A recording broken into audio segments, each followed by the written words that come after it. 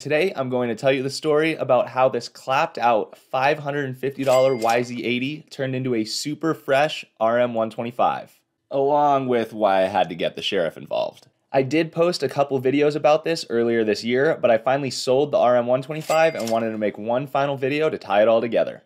I have been building and flipping dirt bikes for about 4 years now, and this is easily the most interesting experience I've ever had. So initially, I bought the YZ as a quick flip. I figured it was probably worth around $1,500 in good running condition, so I put about $170 worth of parts into it and got it all freshened up. At this point, I was $722 into the bike and listed it on Marketplace for $1,600. I then got an interesting message from a guy asking if I would be willing to trade it for a 2005 Suzuki RM125. Now, this seemed too good to be true. I couldn't imagine why anybody would want to make this trade, but after meeting the guy, he simply liked Yamahas and wanted a small bike to mess around on because he already had another full-size bike. He told me the bike had a brand new piston in it along with a replated cylinder, and he had the paperwork to prove it. Before making the trade, I did search the Suzuki's VIN on a free VIN search website and did not find anything concerning. So I moved forward with the trade and got the Suzuki with a bill of sale but not a title, which isn't super uncommon for older bikes here in Montana.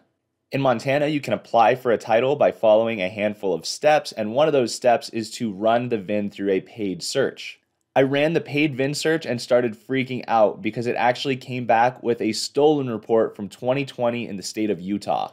This was a situation that I had never found myself in, and before doing anything else on the bike, of course I wanted to find out if I was even going to be able to keep the bike. So I called my local police department and had the sheriff come out to my house to VIN inspect the bike. He ran a 50-state search on the VIN and found no active stolen reports, which meant that the claim in Utah in 2020 was either false or resolved. This meant I got to keep the bike and I had proof from a police officer that it was not stolen. I could finally stop stressing about it and start working on the Suzuki. At this point, I had a pretty cool idea for an edit because my buddy Levi has an RM125, I have my 2003 RM125 that I built last winter, and then this 05. So I had this cool idea to do this one as kind of an inverse of my 2003 build. Also, the 2003 RM125 is currently sitting in my living room and it is for sale. I'm asking $7,000 and the bike is located in Bozeman, Montana. I will have links on screen and in the description to check out the build video for that bike as well as the listing. Anyway, back to the 05.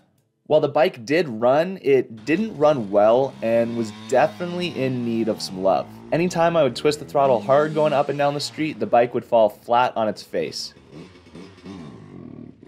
Despite the fact that I had a new top end, I knew something was up, so I pulled the header to see what the piston looked like and came to find out that the piston was actually installed backwards. So all that work that had gone into replating the cylinder and putting a new piston in the bike was pretty much for nothing. At this point, I pulled the cylinder off to see what sort of damage I was looking at, and the cylinder had one nasty score from where the ring had caught, but the rest of it still looked perfect. I thought just maybe with a little bit of honing, I might be able to get that smoothed out enough to run it without having to send the cylinder out for replating again. I brought the cylinder to my buddy Joe at Different Stroke Motorsports to do the honing. I actually had never honed anything prior to this, so it was a pretty cool little learning experience. From there, I reassembled the power valve and got the cylinder ready to go back on the bike. I then turned my attention to everything else the bike needed, both mechanically and cosmetically. I drained the transmission oil and was happy to find that it was pretty clear with no metal shavings or anything of concern, and while that was draining, I pulled the subframe and airbox off of the bike. This was in order to do a carburetor rebuild, but I quickly found that the airbox itself was filled with dirt, so it required a very thorough scrubbing and a brand new air filter. When I first got the bike, I noticed it was missing a crankcase bolt and the reed bolts were also excessively long, so I got a new engine bolt kit from Fast Metric and just swapped out the fasteners throughout the engine to make sure that everything was correct, and it also made the bike look a lot nicer with those fresh shiny bolts. The clutch had a super weird issue I had never seen before where the lever would not pull all the way to the bar no matter how much I adjusted the tension.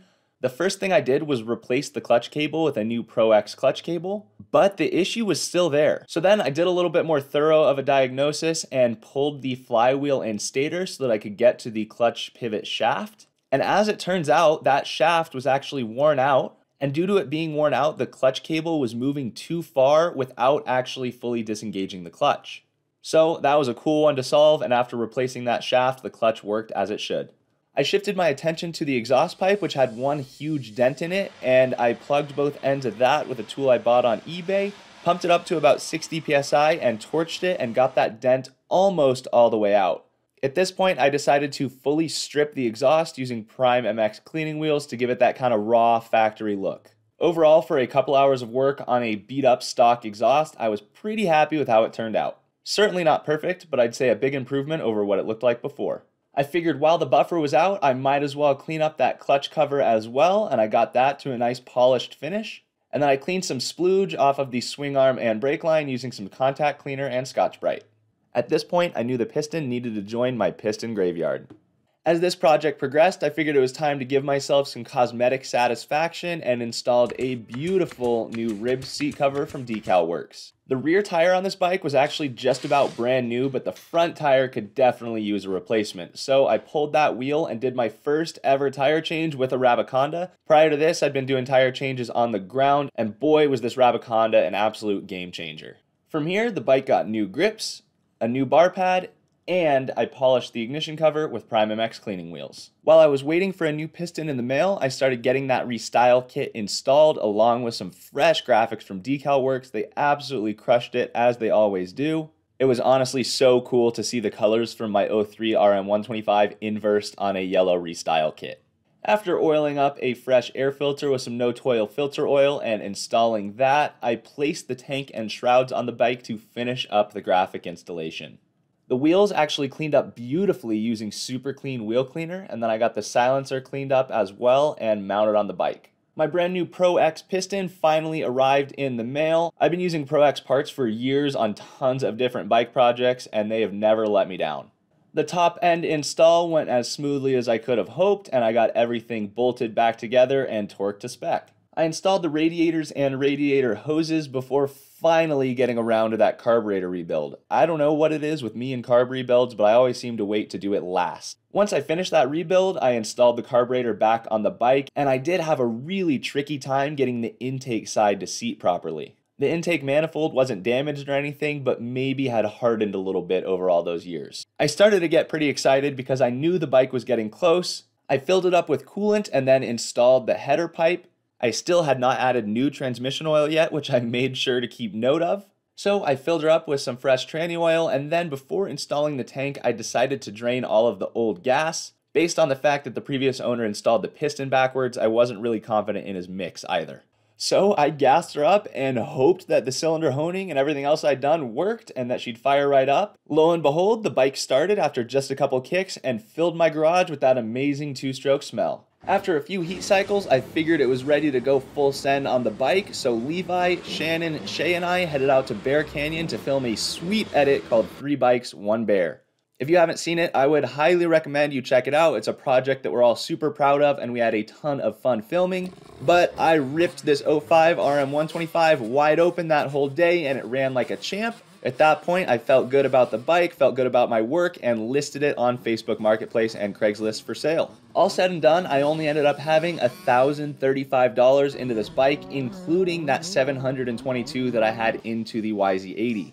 Now, part of the reason I was able to keep the cost so low on this bike was because of the help of sponsors, but at the end of the day, I sold the bike for $2,700, which meant a final profit of $1,665, plus an awesome day filming a super fun edit with some of my favorite people. Can't beat that. Thank you guys so much for watching, and if you haven't already, be sure to hit that subscribe button. I've got tons of great content coming up in the future that you're not going to want to miss. And don't forget to go watch 3 Bikes, 1 Bear. Leave me a comment, let me know what you think of that edit.